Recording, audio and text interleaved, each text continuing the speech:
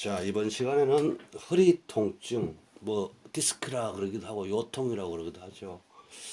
이 부분을 해보겠습니다. 이 허리 통증과 관해서도 이 책에 운동법이 있어요. 자, 이따가 자세를 설명해드리고 이론 강의가 끝나면 나중에 동영상을 제가 좀 촬영해서 올리도록 하겠습니다. 우리가 이제 헬스장이나 이런 데 가보면 이제 허리가 아프시거나 또는 뭐 허리 쪽의 근육을 강화하기 위해서 하는 운동이 있어요. 백 익스텐션이라고 해가지고,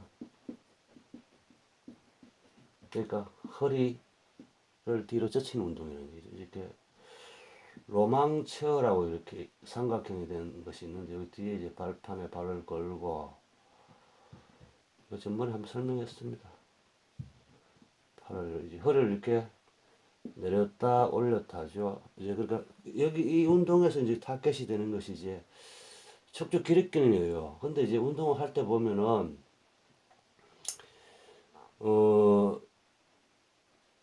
이게 이 로망체어에서 이렇게 이게 기준이 이건데 허리가 이렇게 일자가 되거나 이렇게 뒤로 이렇게 허리를 많이 제키시는 분이 있어. 이렇게 하면은 허리가 단련되는 게 아니고 왜냐면 이제 이 운동되는 부위가 배와 허리를 이렇게 왔다 갔다 해버려요. 왔다 갔다 이렇게 그러니까 이렇게 왔다 갔다 이렇게 빨리 해버리면 어떻게 하면 신경 민감성이 높아져요.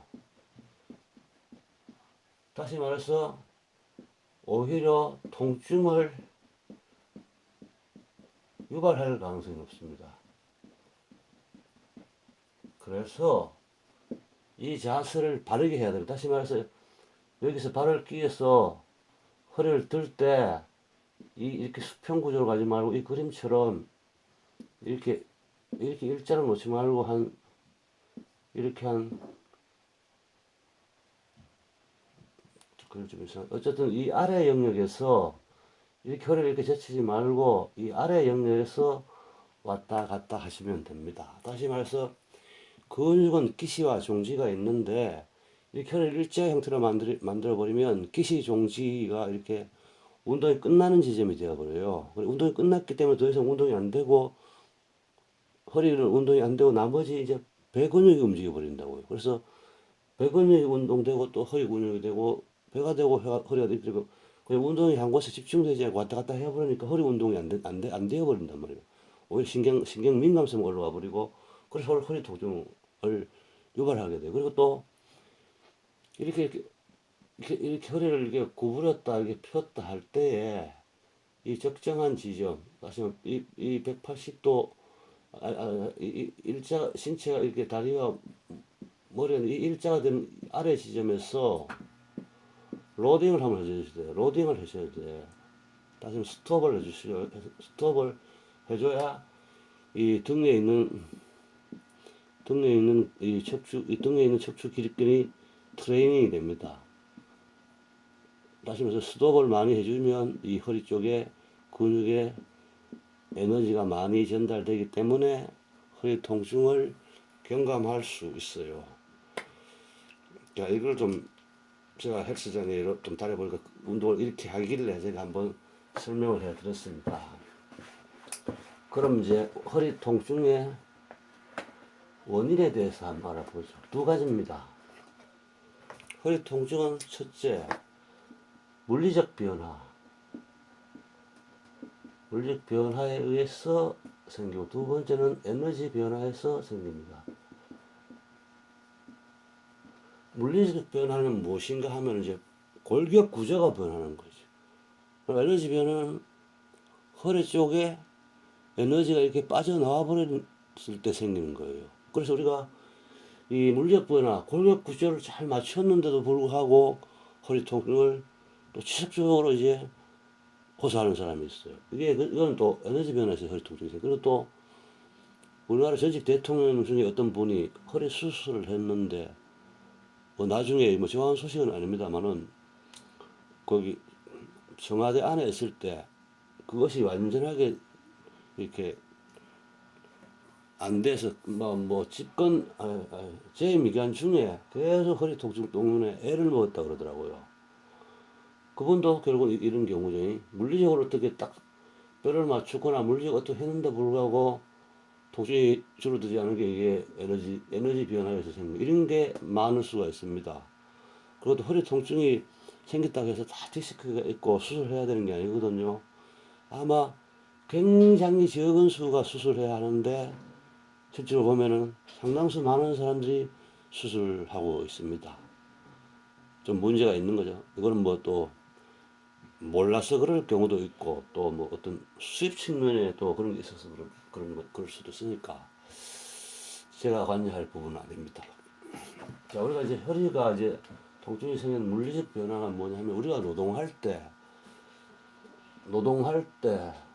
또는 운동할 때 또는 무슨 물건을 집어들 때 보면 우리 양 다리가 똑같이 지지하면서 노동을 하거나 운동을 하거나 물건을 들지 않습니다. 기본적으로 이렇게 다리에 한쪽은 지지를 하고 한쪽은 이렇게 보조하는 경우입니다. 다시 말해 양발 중에 두 발 다 지지하는 운동은 많지 않고 한 발은 지지를 하고 안 넘어져야 되죠. 또 한 발을 지지하는 걸 보조하는 거죠. 이거 다시 보조하는 것은 움직임과 지지가 섞여 버리는. 그래서 지지하는 발은 통상 이제 발이 바깥으로 벌어지면서 또 바깥으로 돌아 나가는 경향이 있습니다. 그리고 보조하는 부분은 또 발이 안쪽으로 들어오고 안쪽으로 돌아 나가는 거예요. 그래서 그러니까 발이 하나는 이렇게 돌아 나가고 또 다른 하나는 또 발이 이렇게 또 같은 방향으로 또 아니 반대 방향으로 이렇게 돌아나. 그래서 양 발이 똑같이 지면에 접촉해서 같은 힘으로 지탱하는 게 아닙니다. 그래서 양발의 힘의 편차에 의해서 자세의 다름에 의해서 그 양다리의 힘의 편차에 의해서 양다리의 자세의 편차에 의해서 다리 길이 차가 생깁니다. 다리 길이 차가 생깁니다. 진짜로 이것은 해부학적으로 이렇게 짧아지는 게 아니고 여기 이쪽에 골반 주위에 있는 고관절이 변해버려요. 그리고 한쪽은 바깥쪽으로 돌아오고 한쪽은 안쪽으로 돌아오니까 이 돌아간 정도에 따라서 이렇게 다리 길이가 이렇게 하나는 길고 이렇게 차이가 생겨버려요. 그러면 다리 길이의 차이가 생기면 당연히 몸의 상부에 있는 이렇게 골반이 다리 옆에 이제 골반이 이렇게 달려 있거든요. 골반이 변화가 생겨요. 왜? 한쪽은 높고 한쪽은 다리가 길고 한쪽은 짧으면 움직일 거 아닙니까? 이 골반이 변하면 이 안에 척추를 받치고 있는 천골이 변해버려요. 척추가 이래 돼 있거든요. 그러면 척추가 변하면 천골이 변하면 이게 5번, 4번, 3 요추 바로 천골 바로 요추 5번이 있으니까 5번, 4번이 또 변합니다. 위치가 변하는 거예요. 위치가요. 어째요? 뒤로 빠지기도 하고 회전하기도 하고 측만 옆으로 경사지기도 합니다. 뒤로 척추가 이렇게 뒤로 빠지면 이것이 일종의 이렇게 뒤로 빠져버리면 이 뒤를 지나는 신경이 가는 길을 압박을 해요.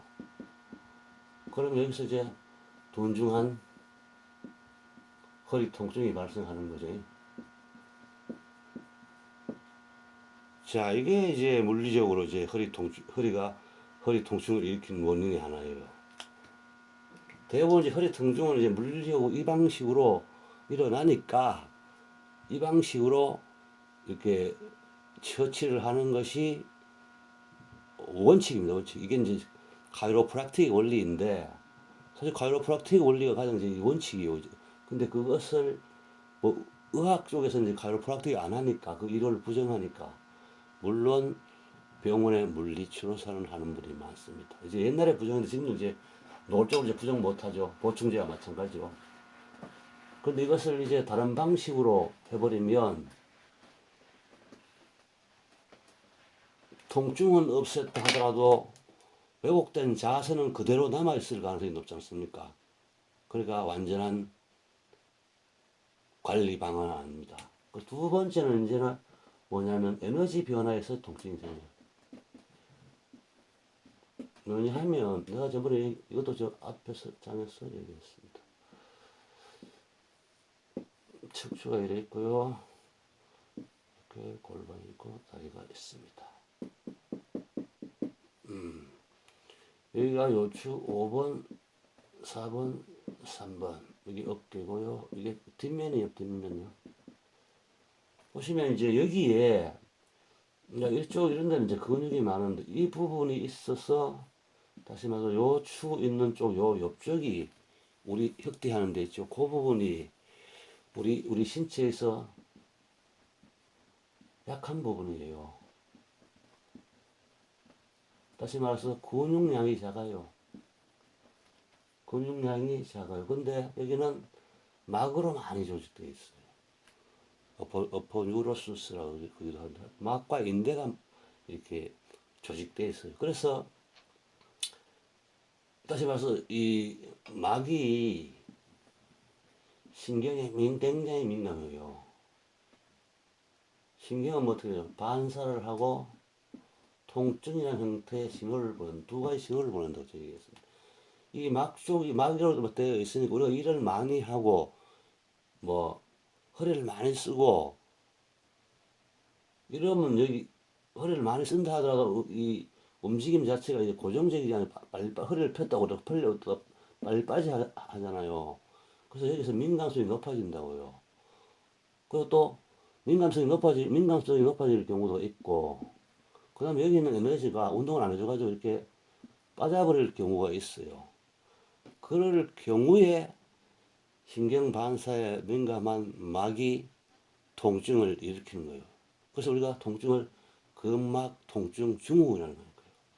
그 이런 형태일 때는 이제 수술을 하거나 척추 교정을 해도 통증이 여전히 남을 가능성이 있는 겁니다. 그래서 우리가 허리 통증이라 그러면 이제 이 물리적 변화도 알아보고 에너지 변화 이 두 가지를 알아보아서 바르게 처치해야 됩니다. 그러니까 물리적인 변화가 아닌데 어디 가서 허리를 금방 시원하게 했다고 하면 이거죠. 에너지 변화 이쪽에 마사지를 해주니까 에너지가 들어가니까 이제 덜 아프죠. 물론 며칠 뒤에 또 아프지. 그래서 이 허리나 모든 것이 그렇지만은 깔끔하게 이렇게 찾아서 치유하거나 처치하는 것은 좀 쉬운 일이 아닙니다. 근데 요즘은 병원도 수준이 높아졌고 이제 도수요법 하는 사람도 수준이 높아졌기 때문에 허리 통증 가지고 전국 방방골골 고치려고 골골을 헤매는 사람들이 이제 없어졌죠, 그죠? 그만큼 세상이 좋아진 겁니다. 실력이 늘었습니다. 그리고 또 뭐 옛날에 한 얘기지만 카이로프락틱 같은 경우에는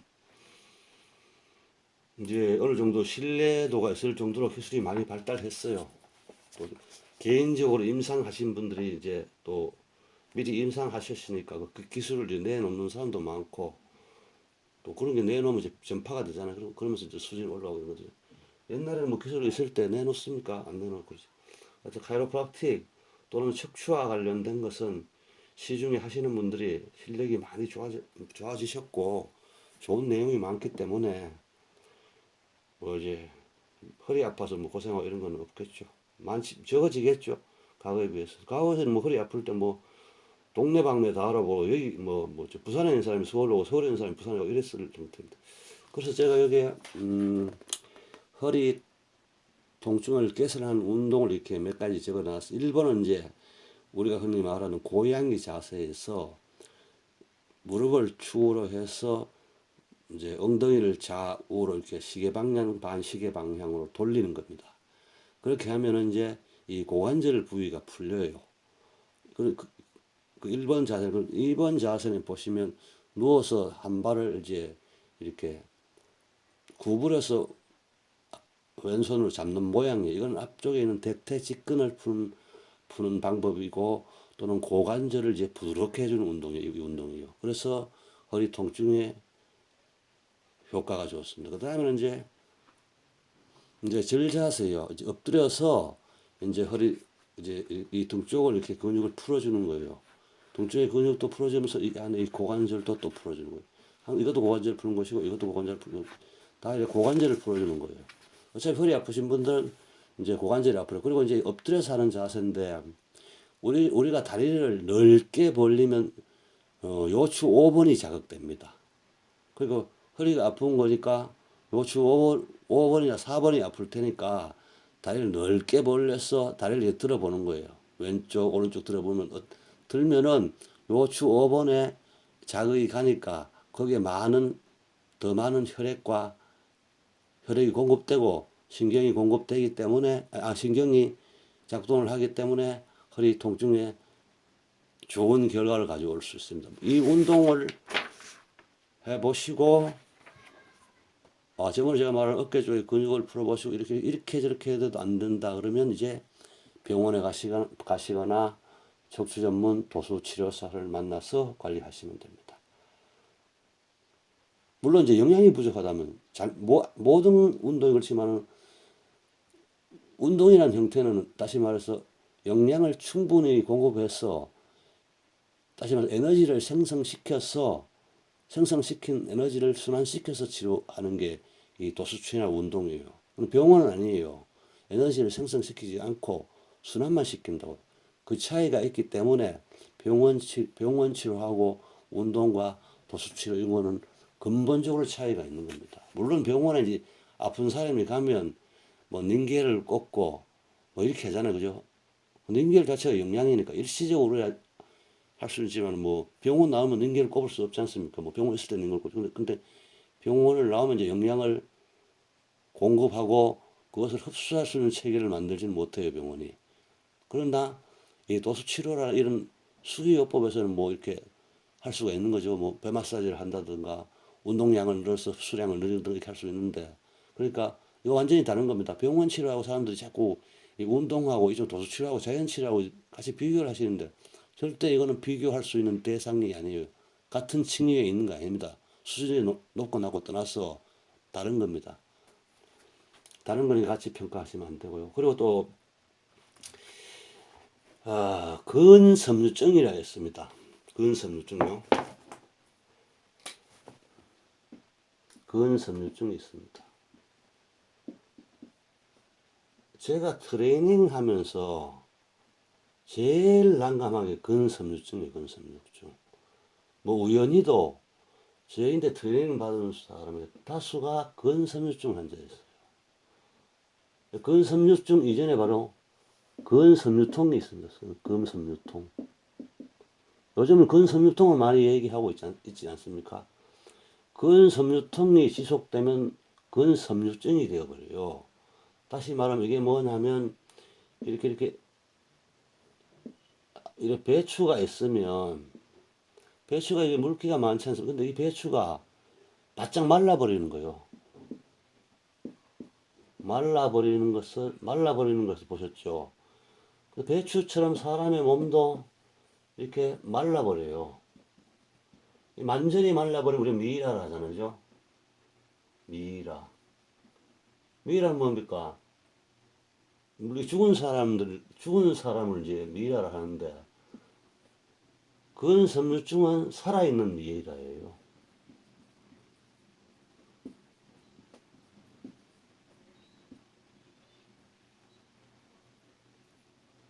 벌써 미이라 정도 되면 죽는데 살아있는 미이라가 바로 근섬유증입니다. 근데 이것이 자기가 어떤 병이 있는데 여기 가도 못 고치고 저기 가도 못 고치고 이런 사람들 있지 않습니까? 대부분 그건 섬유증일 가능성. 이게 난치병입니다.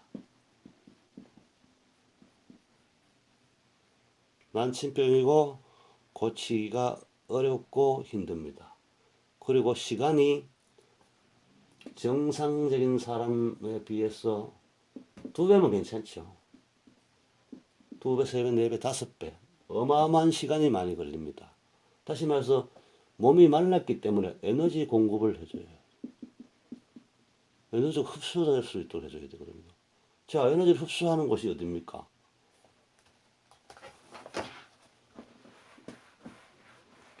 에너지를 흡수할 수 있는 것은 에너지를 흡수하고 이렇게 하는 게 복부잖아요, 복부, 그죠? 복부에서 뭐 위 어쩌고 저쩌고 다 되잖아요. 근데 이 복부도 다시 말해 복부도 이미 근섬유화 되었어요. 그러니까 안 움직이는 건 안 움직여.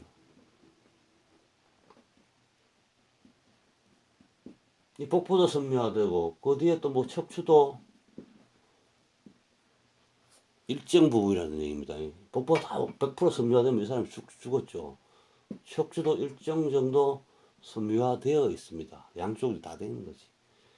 그럼 여기만 되는 거는 만약에 척추나 복부가 섬유화되어 있다라면 여기만 되어 있는 것이 아니고 각 조직, 각 장기가 일부 섬유화에 가깝게 가고 있다 이렇게 보시면 돼요. 그러니까 이것은 우리가 트레이닝 모든 것이 사람을 이제 살리는 것은 에너지를 이렇게 상승시키는 거잖아요. 그죠? 근데 이 대부분 다른 사람들은 또 에너지를 상승시키는데 이 근섬유증은 에너지를 상승하기가 쉽지 않고 쉽지 불가능해요. 왜냐하면 소화기관과 척추가 이미 말라 비틀어져 버리는데 이걸 어떻게 쉽게 할 수 있습니까? 이게 굉장히 그 어려운 거고 트레이닝을 하게 되면은 트레이너 자체가 이제 굉장히 고통받는 경우입니다. 어떻게 제가 이제 뭐 트레이너로서 이제 활동을 한 지는 오래됐습니다만 유명세가 없고 이 솔직히 얘기해서 이 가난을 벗어나지 못하게 된 경우가 제가 지금 대부분 만나는 사람들 근섬유증을 가진 사람들이었어요. 그 통상 제가 계약을 하면 3, 4개월 한 이런 분들은 3, 4개월 가지고 안 된다고요. 6개월, 7개월. 최근에 경험한 건 한 번 2년 했어요. 2년. 2년을 트레이닝을 했습니다. 물론 제가 이렇게 트레이닝 기간이 길어지면 제 수입도 올라와야 되는데 실제로 그렇게 되게 힘들거든요. 왜냐하면 이분들은 근섬유증을 몰라요. 병명을 알 수는 있지만은 이 현상에 대해서는 이해를 하지 못하고 있어요. 그러니까 내가 이 사람을 설득을 해서 어떻게 하면 좋은데 그래 안 되니까 제가 이제 일종의 무료 봉사를 하게 되는 경우가 되어버리거든요. 그래서 제가 뭐 수입이 좋으면 뭐 이렇게 무료 봉사도 괜찮은데 수입이 없는 상태에서 여러 사람을 1년 넘게 이렇게 해버리니까 물론 제가 이거 돈을 빌려서 했습니다. 제가 왜 이 근섬유증 환자를 내가 손해를 보면서 하는가 하면은 이게 아까 미래라고 얘기했잖아요. 본인은 모르지만 이게 죽음의 방향으로 가는 겁니다. 쉽게 얘기해서 우리가 뭐 컴퓨터 그 게임을 열심히 하다가 돌아가시는 분이 있잖아요. 갑작스럽게 뭐 컴퓨터 방에서 막 한 달 이상 나중에 사망한 뒤에 한 달 이상 해서 이게 근섬유증 된 거예요. 다시 말해서 빠르게 진행된 거죠. 그런 분들 그죠? 이게 죽은 이제 미일한데 이걸로 가거든요. 그리고 또 경우에 따라서는 뇌경색, 뇌출혈은 모르겠습니다. 이런 질병이 생긴다고요. 질병이 이런 회복하지 못할 병이 생긴다요. 그래서 제가 이제 할 수밖에 없었고 그런데 이제 문제는 트레이닝 기간이 굉장히 기니까 회복이 되었다 하더라도 이렇게 트레이닝이 이렇게 효과가 있었다는 생각을 못하죠. 왜냐하면 트레이닝 기간이 길었잖아요. 그렇죠? 그래서 여러모로 이게 참 난감하고 어려운 겁니다. 그래서 이제 근섬증이 생기는 이유는 뭐냐면 아까도 말했지만 나쁜 음식이에요. 나쁜 음식을 먹고 놓고 과로 노동을 하는 거예요. 과로 정신 노동을 하는 과로 정신. 주로 정신 노동자들이 근섬유증이 많죠. 육체 노동자는 자기들이 뭐 일하다가 힘들면 더 먹거나 음식을 먹거나 조절을 하는데 이 정신 노동자들은 그런 걸 잊어버리고 계속 한쪽에 몰입을 하면서 몸이 말라 비틀어질 때까지 자기 몸이 말라 비틀어지는 줄 몰라요. 대부분 그런 형태로 진행이 되어 버린다고요. 그래서 앞으로 어떨지 모르지만은 지금 추세라면 지금도 근섬유증 환자가 옛날에는 근섬유라고 해봐야 이게 머리고요. 어깨 말해서 여기 견갑 거근이 약간 마르고 이랬었잖아요. 그죠? 아니면 이거 뭡니까? 휴머러스 이쪽에 뭐 어떤 근육이 조금 캘시피케이션 되고 마르고 이런 정도였습니다. 근데 최근에는 척추, 뭐 각종 장부, 전신에 걸쳐서 근섬유증이 나타나고 있어요. 그래서 조금씩 근섬유증 된 사람이 많기 때문에 그런 사람들은 이제 치료하기는 힘들죠. 아마 현대의학의 난제가 될 가능성이 많습니다. 지금 이미 그런 환자가 많기 때문에 근섬유증 이전에 있는 게 근섬유통이에요. 근섬유통 환자들이 어마어마하게 늘어나고 있지 않습니까? 그럼 이거는 이 방법으로 가는 거 이거 막을 수 있습니까? 본인이 인지를 못해요. 본인이 인지를 못하기 때문에 막기 힘들다고요. 뭐 사회적 운동을 하고 이러면 뭐 아니까 이제 경각심을 높일 수 있지만 막지 못한다고요. 왜 막지 못하냐면 사람은 자동차처럼 에너지가 떨어질 때 자동차는 유랑계가 있지만 사람은 유랑계가 없어요. 그래 본능이 잘 발현된 사람만 알 수 있는 거예요. 그러니까 이게 자기가 말라 비틀어져서 미라처럼 죽음으로 가는데도 모르는 사람이 많습니다. 이 근섬증이 물론 사람은 나이가 들면 미라 형태로 변하면서 이제 돌아가시게 되는데 젊은 사람이 이렇게 되는 경우가 많습니다. 특히 여성. 그렇게 미래가 되면 어떻게 되나 하면은